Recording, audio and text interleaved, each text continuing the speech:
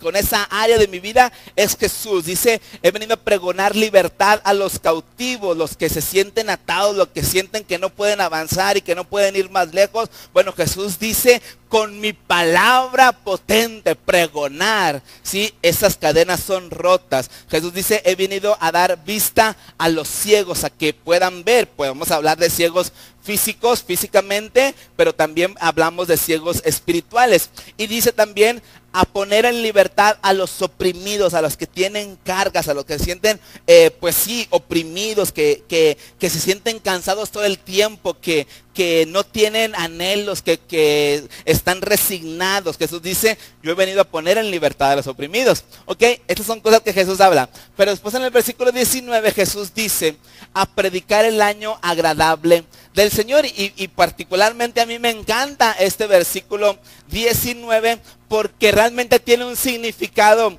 muy especial. Jesús cuando dice, he sido enviado a predicar el año agradable del Señor, Jesús lo podemos entender que Jesús está refiriendo a una de las fiestas del pueblo de Israel, la que llamaban la fiesta del jubileo.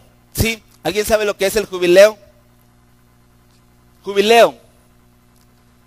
Fíjense que la palabra jubileo viene de un, bueno, los cuernos del macho cabrío se le llamaban jubal. Y entonces de ahí, de ese cuerno se los quitaban a los machos cabríos y los utilizaban como trompetas, ¿sí? Y entonces, el día del jubileo o el año del jubileo, la forma en la que el pueblo de Israel sabía que había llegado el año del jubileo es porque se tocaba esta trompeta, ¿sí? La trompeta del jubileo se tocaba, ¿sí? Y entonces la gente sabía, ha llegado el año del jubileo, ¿ok? Ahora, el año del jubileo para el pueblo de Israel se celebraba cada 50 años, ¿sí? Cada 50 años se celebraba el año del jubileo. Entonces probablemente las personas solamente experimentaban o vivían o celebraban una fiesta del jubileo en su vida, ¿sí? A lo mejor por ahí algún privilegiado que nació en el año, en el 50, ¿sí? Y duró 100 años, o bueno, sí, que nació en el 50 y llegó a los 50 primeros años de vida, pues alcanzó 2 y a lo mejor ahí le tocaron 3, pero normalmente la gente solamente disfrutaba y llegaba a celebrar un día o un año del jubileo en toda su vida. Ahora, cuando yo veo esta palabra de jubileo, te estoy hablando de que la segunda cosa que Jesús vino a hacer o que sucede en nuestras vidas es restauración, ¿sí? Y estamos leyendo lo que Jesús dijo que vino a hacer. Y entre todas las cosas que Jesús vino a hacer por nosotros, también dijo, he venido a predicarles el año agradable del Señor. Jesús dice, yo soy la trompeta que les marca que en el momento en el que ustedes llegan a mí, entonces su año de jubileo ha empezado, su tiempo de jubileo. Ya no decimos un año, pero su tiempo de jubileo, ¿ok? Por eso él dice, el año agradable del Señor ha llegado, el año del jubileo ha llegado. Ahora, ¿qué significa que llegó el año del jubileo? Porque era una fiesta, era una celebración, era algo muy importante para el pueblo de Israel. Y esta fiesta del año del jubileo, pues implicaba algunas cosas muy importantes. Número 1, implicaba el perdón de deudas, ¿sí?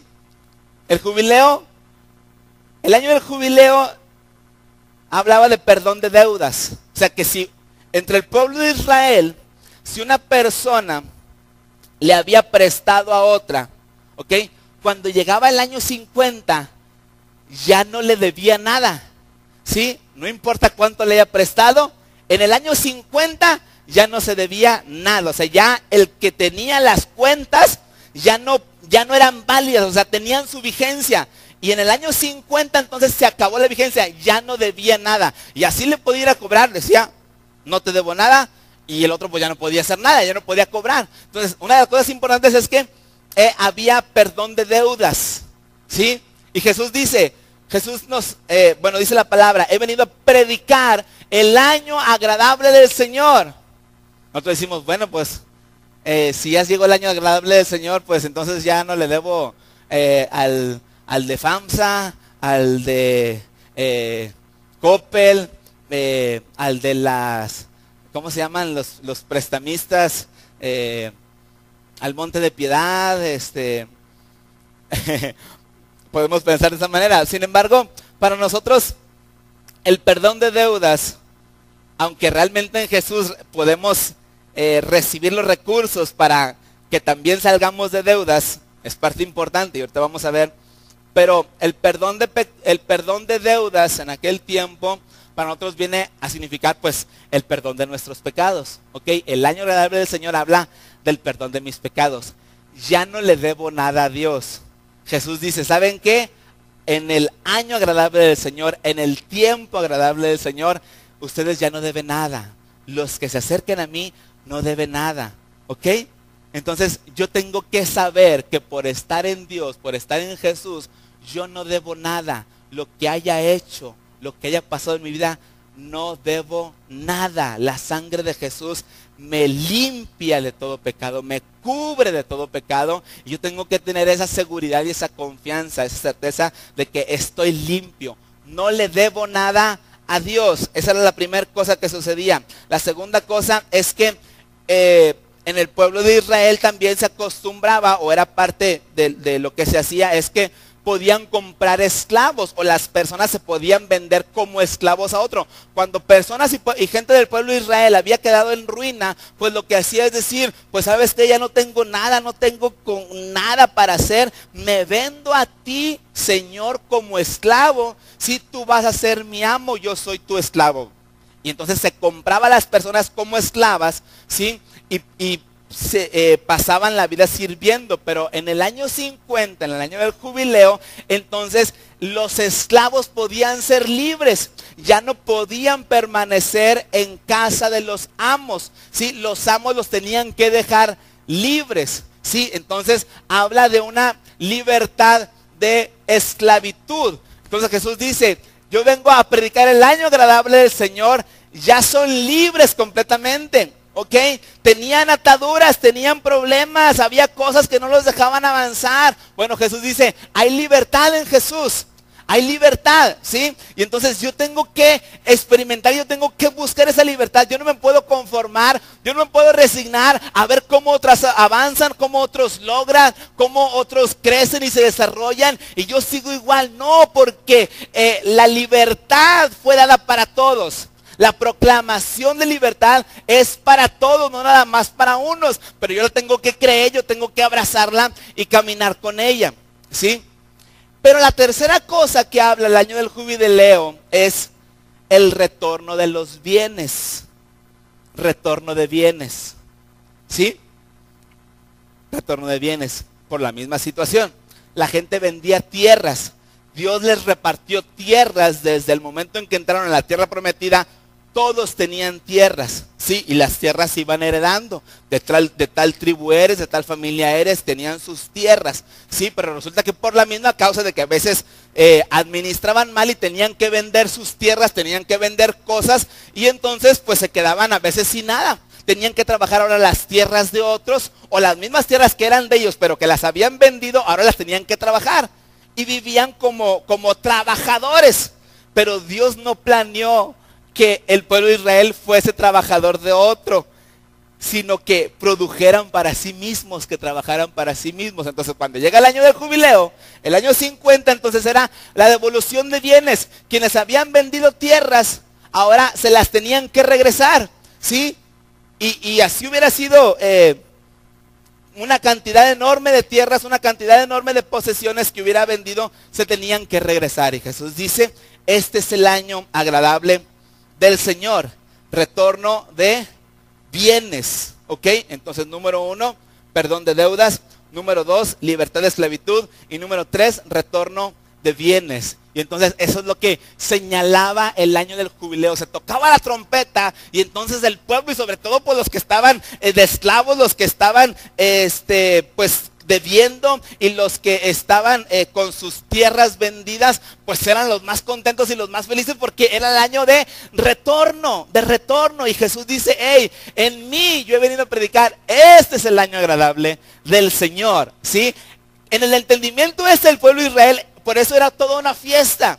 Era una fiesta y se dice que los mismos personas que tenían las cuentas de lo que les debían, también para ellos era una especie de libertad, porque decían, pues bueno, ya no voy a andar aquí detrás de este que no me pague, que se me paga, ya se acabó, gracias Dios, ya no me debe nada, tú me vas a seguir bendiciendo. Y entonces para todos se convertía en un tiempo de fiesta, ¿sí? En un año completo de fiesta. ¿Sí? Entonces, qué interesante es lo que Jesús viene y nos predica. Qué es interesante es lo que Jesús viene y nos dice, yo he venido para esto, ¿sí? Aquí entonces está hablando de una restauración completa. Una restauración completa de mi vida. Lo que se me había quitado, lo que yo había soltado, lo que había perdido, ¿sí? No importa, en Jesús es el retorno. ¿Sí? Entonces cuando hablamos de restauración, esta palabra nos habla de restauración porque se me regresa lo que había perdido, ¿sí? Yo quiero que entendamos algo muy importante y te digo, el punto número 3 del jubileo era que también era el retorno de bienes, ¿sí? Pero cuando una persona empieza a ser restaurada, buenas nuevas a los pobres, mi corazón estaba quebrantado y es sano. Estaba cautivo, tengo libertad. Estaba ciego, no veía, ahora puedo ver. Estaba oprimido, Jesús me pone en libertad. ¿Sí? Cada que estas cosas me van sucediendo en mi vida, esto es lo que llamamos que estamos siendo prosperados. ¿Sí? ¿Por qué? Todo es un retorno. Todo es un retorno. Lo que yo tenía en un principio me fue quitado o lo entregué por ignorancia o de manera astuta el enemigo nos lo quitó desde el principio. ¿Ok? Pero cuando viene Jesús entonces es un retorno. Es un retorno. Entonces Jesús dice, he venido a dar buenas nuevas a los pobres. Realmente estábamos pobres sin Jesús. ¿Sí? Pero cada vez que sucede algo en mi vida, cada vez que se produce una restauración, cada vez que se trata mi alma, cada vez que una persona puede ver lo que Dios está viendo, cada vez que una persona es sanado en su corazón, cada vez que una persona se le quitan cargas de sus hombros, entonces eso habla de restauración. Y entonces cuando hablamos de restauración también hablamos de que se me está agregando y se me está devolviendo y se me está regresando. Esto me lleva a prosperidad. Déjame decirte algo. Prosperidad, y hablo bien entendida, ¿ok? Porque tenemos un pensamiento o un término de prosperidad de acuerdo a cómo lo maneja el mundo, ¿sí? Y pensamos todo el tiempo, prosperidad es dinero. No, la prosperidad bien entendida empieza aquí, en lo que Jesús está diciendo. Cuando yo experimento todo lo que Jesús nos dijo en el libro de Lucas, capítulo 4, 18 y 19, entonces yo me convierto en un hombre próspero. ¿Sí? Porque estoy completo en Dios, estoy próspero en Dios. Y el año agradable del Señor, el año del jubileo también es para mí. ¿Ok? Entonces, esto es aquí en mi interior donde empieza la prosperidad. Entonces, cuando soy restaurado, estoy siendo bendecido, estoy siendo prosperado. ¿Estamos de acuerdo? ¿Están de acuerdo conmigo? Muy bien. Y entonces pasa el tiempo de arrepentimiento. Después soy restaurado. Empiezo a recibir de regreso lo que había perdido. Tengo la prosperidad de Dios en mi vida. ¿Ok? Y después el siguiente paso es ir impactar. Impactar. Y vemos en el libro de Mateo los dos versículos. Bueno, aquí era, el primero creo que era Marcos. Ahí está Marcos 16.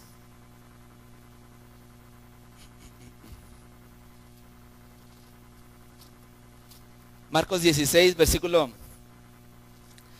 15 al 18. Jesús nos da una misión, una comisión, ¿sí? Y dice de esta manera, y les dijo, id por todo el mundo y predicad el evangelio a toda criatura. el que creyere y fuere bautizado será salvo, mas el que no creyere será condenado. Dice el 17, y estas señales seguirán a los que creen. En mi nombre echarán fuera demonios, hablarán nuevas lenguas, tomarán en las manos serpientes, y si bebieren cosa mortífera no les hará daño.